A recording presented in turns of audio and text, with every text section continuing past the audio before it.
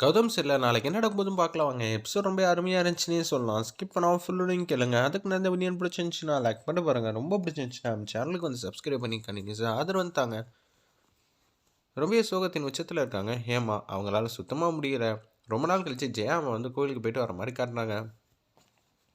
அக்கா நல்லா இருக்கியா அக்கா? உன்னை பார்த்து எவ்வளோ நாள் ஆச்சு? முதல்ல வந்து பிரசாதத்தை வந்து எல்லா மருமகளுக்கும் கொடுக்கணும்னு சொல்லிட்டு நெத்தியில் வந்து வச்சுக்கிட்டு இருக்காங்க. ஹேமாக்கு என்ன ஆச்சு? அதெல்லாம் ஒன்றும் இல்லை. டாக்டர் வந்து சாப்பிட்ட ஃபுட்டுனால வந்து வாமிட் வந்திருக்குங்கிற மாதிரி கேஷுவலாக வந்து பேசுகிறாங்க நம்ம இந்திரா. அப்படியெல்லாம் ஒன்றும் இல்லைக்கா. இவ ஏதோ சூப் வந்து கலந்து கொடுத்துருக்கா. அந்த சூப்புனால தான் மிகப்பெரிய பிரச்சனையாக இருக்குங்கிற மாதிரி ராகினி வந்து ஒன்றுக்கு ரெண்டாக வந்து போட்டு கொடுத்துக்கிட்டே இருக்காங்க அந்த இடத்துல. இதை கேட்டோன்னு வந்து பேர் எதிர்ச்சியாக நிற்கிறாங்க. ஏண்டி ஆள் ஆளுக்கு ஒன்று ஒன்று சொல்கிறீங்க, என்னதான் ஆச்சு அப்படின்னு சொல்லி கேட்கும்போது காவியா வந்து சமாளிக்க பார்க்குறாங்க. இந்திரா செஞ்ச சூப்புனாலாம் எந்த பிரச்சனையும் இல்லை அப்படின்னு சொல்லிக்கிட்டு இருக்காங்க. நீ எப்போ பார்த்தாலும் உன் தங்கச்சியை காப்பாற்றுறதுலே குறியாக இரு காவியா. ஆனால் டாக்டர் கொடுத்த ப்ரெஸ்கிரிப்ஷனை நீங்களே பாருங்கிற மாதிரி தான் இந்திரா வந்து ப்ரெஸ்கிரிப்ஷனை எடுத்து கொடுக்குறாங்க. நீங்களே டாக்டர்கிட்ட ஃபோன் அடித்து கேளுங்க. ஆமாம் இல்லை, டாக்டர்கிட்ட ஃபோன் அடித்து கேட்டால் எல்லா உண்மையும் தெரிய தான் போகுது. அப்புறம் என்ன ஆச்சுங்கிற மாதிரி யோசிக்கிறாங்க. ஜெயா வந்து ஃபோன் அடிக்கிறதுக்காக வந்து போகிறப்ப டாக்டர் இன்னும் கொஞ்சம் நேரத்தில் எல்லா உண்மையும் சொல்ல போகிறாரு. இந்திரா நீ மாட்டினதுக்கப்புறம் பாரு அப்படின்னு சொல்லிட்டு இருக்காங்க. ஒரு பக்கம் டாக்டர்கிட்ட வந்து பேசிட்டு வந்துட்டாங்க. ராகினி உனக்கு வேறு வேலை பொழப்பே இல்லையா? இந்திராவுக்கு உனக்கும் ஆகாதுன்னா நீ என்னடி இதுவே தான் யோசிச்சுட்டு இருப்பியா? உனக்கு சும்மா இருக்கவே தெரியாதான்னு சொல்லி வருத்தெடுக்க ஆரம்பிச்சிட்டாங்க. டாக்டர் வந்து சொல்லிட்டாங்க, சூப்புனாலாம் ஒரு பிரச்சனையும் இல்லை, சூப்பு வந்து தெம்ப தான் கொடுக்கும். இந்த மாதிரி நேரத்தில் வாமிட் வரது சகஜமான விஷயந்தான். சில ஃபுட்டு ஒத்துக்கும், சில ஃபுட்டு வந்து ஒத்துக்காது. ஆனால் பர்டிகுலராக இது மாதிரி ஆகும்னு கேட்டிங்கன்னா அப்படியெல்லாம் ஒன்றும் ஆகாதுங்க. சூப்பு தாராளமாக கொடுக்கலாம். சூப்புனால எந்த பிரச்சனையும் இல்லைன்னு மருத்துவர் வந்து சொன்னார் தான் ராகினியை போட்டு வறுத்தெடுக்கிறாங்க நம்ம ஜெயா. அவள் அன்பா பாசமாக தான் இந்திரா வந்து எதுவாக இருந்தாலும் செய்வா. நீ தான் தேவையில்லாத வம்புலாம் இழுத்துக்கிட்டு இருக்க ராகினி.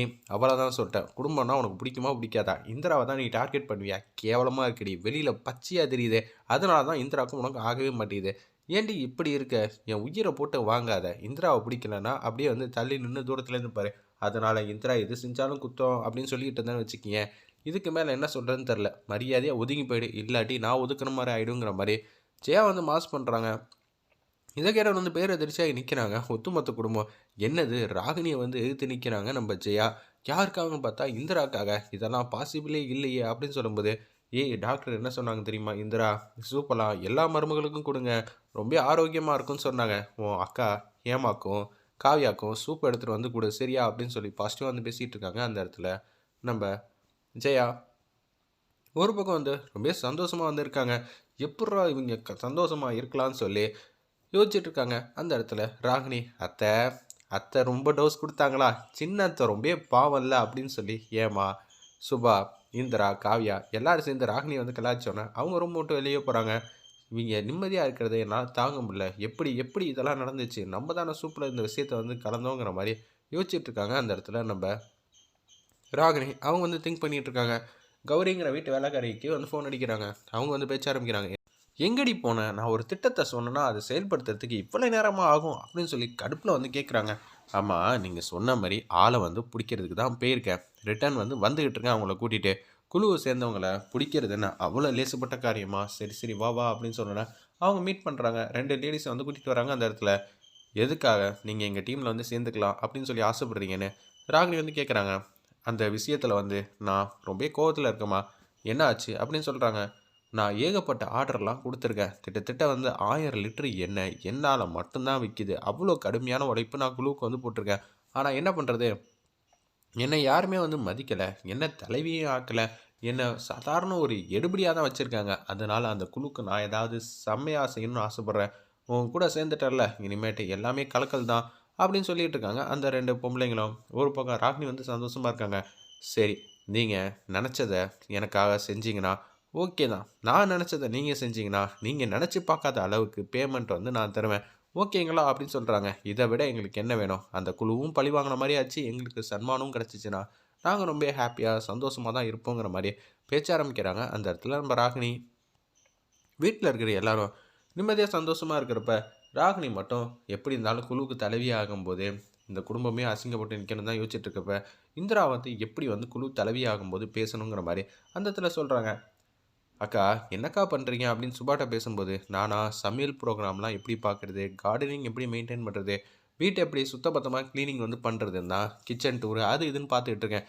அக்கா அது பேசிக்காகவே உங்களுக்கு தெரியும். இப்போ நமக்கு தெரிஞ்சுக்க வேண்டியது அந்த விஷயம் இல்லை. என்னக்கா நீங்கள் எப்போ பார்த்தாலும் இப்படியே இருக்கீங்களே, கான்ஃபிடண்ட்டாக பேச வேணாமா அப்படின்னு சொல்லி அதை எப்படி பேசுறதுன்னு தான் சொல்லி கொடுத்துட்ருக்காங்க. ஒரு பக்கம் கதிரை வந்து கூப்பிட்றாங்க. ஜேபி, தம்பி, நீங்கள் வாழ்க்கையில் வந்து முன்னேற்ற பாதையில் பொண்ணு ஆசைப்பட்றீங்க. உங்களுக்கு நான் ஏதோ ஒன்று செய்யணும்னு ஆசைப்பட்றேன் சார். எதுவும் பிஸ்னஸ் மட்டும் வேணான்னு சொல்லிடாதீங்க சார். உங்களை நம்பி தான் வந்து நான் இருக்கேன். என்னோடய தன்மானமே அதை நம்பி தான் சார் இருக்குது. நான் தான் உங்களை பெத்த பையன்னு சொல்லிட்டேனே. அப்படி இருக்க சூழ்நிலை நான் ஜேபி வந்து ஒரு முடிவு பண்ணிட்டானா அதை ரீச் ஆகிற வரைக்கும் கடுமையாக போராடாமல் விட மாட்டான். அதாவது ஜெயா கம்பெனியை வந்து இழுத்து மூடுற வரைக்கும் இவங்க கடுமையாக வந்து போராடுவேங்கிற மாதிரி தான் அந்த இடத்துல மீனிங்காக வந்து பேசுகிறாப்புல நம்ம ஜேபி. இதை வந்து புரிஞ்சிக்காம தான் சொல்லிகிட்டு இருக்காங்க. நம்ம கதிர் இதெல்லாம் கேட்டுட்டு அவங்களுக்கு ஏற்ற மாதிரி ஜல்ரா வந்து தட்டிக்கிட்டு இருக்காங்க. உங்களால் என் லைஃபே வந்து தலைகீழ மாறப்போகுது. பிஸ்னஸ் வந்து வேணான்னு சொல்லாமல் நீங்கள் என்ன சொன்னாலும் நான் கண்டிப்பாக செய்வேங்கிற மாதிரி வாக்குறுதி கொடுப்பாங்க. இது சொன்னீங்கன்னா ரொம்ப சூப்பர். நான் ஒரு பழமொழி சொல்கிறேன். உங்கள் வாழ்க்கையில் ஏணிப்படியில் ஏறி மேலே போக வேண்டிய ஆசை வந்து இருக்குது. அந்த கனவை ஒரு கட்டை வந்து அடையிற வரைக்கும் மேலே போவீங்க கீழே வருவீங்கன்னு இருப்பீங்க. ஆனால் உங்களை ஒருத்தன் மட்டும் கீழே இழுத்து விட்டுக்கிட்டே இருக்குன்னு நினைக்கிறானா என்ன பண்ணுவீங்க?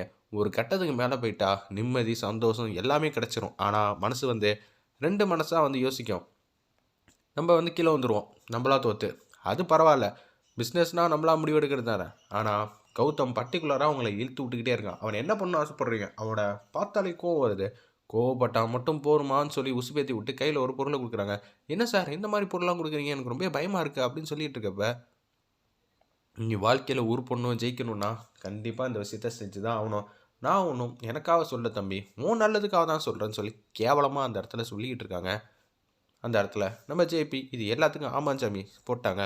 நம்ம கதிர், நீங்கள் சொன்னதெல்லாம் வாஸ்தவம் தான் சார், நான் செய்கிறேன். எனக்கு கௌதம் இருக்கக்கூடாது தான் நானும் முடிவு பண்ணிட்டேன். அப்படி இருந்தால் தான் கம்பெனிலையும் சரி வீட்லேயும் சரி மரியாதை கிடைக்குங்கிற மாதிரி அந்த இடத்துல வந்து தப்பு கணக்கு போடுறாங்க நம்ம கதிர். அந்த குழுக்காக வந்து ஸ்பெஷலாக வந்து எப்படி பேசணும்னு வந்து இந்திரா வந்து ட்ரெயின் பண்ணிகிட்டு இருக்காங்க. நம்ம சுபாவை ட்ரெயின் பண்ணிகிட்டு இருக்கப்போ வந்து கௌதம் வந்துடுறாங்க. நான் எதுக்குப்பா சிவப்பூச்சியில் கரடி மாதிரி நான் போகிறேன். அண்ணி நீங்கள் நினைக்கிற மாதிரிலாம் ஒன்றும் இல்லைக்கா, நான் மாட்டுக்கும் சும்மா வந்து பேசிக்கிட்டு தான் இருப்போம், அதெல்லாம் ஒன்றும் இல்லை அதெல்லாம் ஒன்றும் இல்லை நான் போகிறேன்னு சொல்லிட்டு போகும்போது, ஏய் சுபாக்கா என்ன நினைப்பாங்க, கிண்டல் பண்ண மாட்டாங்களா? சரி நான் வெளியில் போகிறேங்கிறப்ப நீ எதுக்கு வெளியில் போகிறேங்கிற அப்படின்னு சொல்லி இந்திராவை அப்படியே தூக்கி அப்படியே வந்து சுற்ற ஆரம்பிச்சிட்டாங்க. 4 ரவுண்டு சுற்றி அப்படியே பெட்டில் உட்கார வச்சோன்னா அவங்களுக்கு தலை சுற்ற ஆரம்பிச்சிருது. என்னடா காரியம் பண்ணி வச்சிருக்க அப்படின்னு சொல்லி கேட்குறாங்க. அந்த இடத்துல நம்ம இந்திரா, இந்திரா நான் ரொம்ப ஹாப்பியாக சந்தோஷமாக இருக்கேன் அது தெரியுமா உனக்கு அப்படின்னு சொல்லி பேசிக்கிட்டு இருக்காங்க. என்னடா தெரியுதுடா எதுனாலடா அப்படின்னு சொல்லி கேட்கும்போது கிட்டவா அப்படின்னு சொல்லும்போது இந்திராவும் கௌதமும் ரொம்ப நெருக்கமாக இருக்காங்க. முத்தவங்களுக்குலாம் கிட்ட வரப்போ இந்திரா வந்து வெக்கப்படுற மாதிரி காட்டுறாங்க. ஒரு பக்கம் வந்து கதிர் வந்து அந்த பொருளை எடுத்துகிட்டு வீட்டுக்கு வராங்க.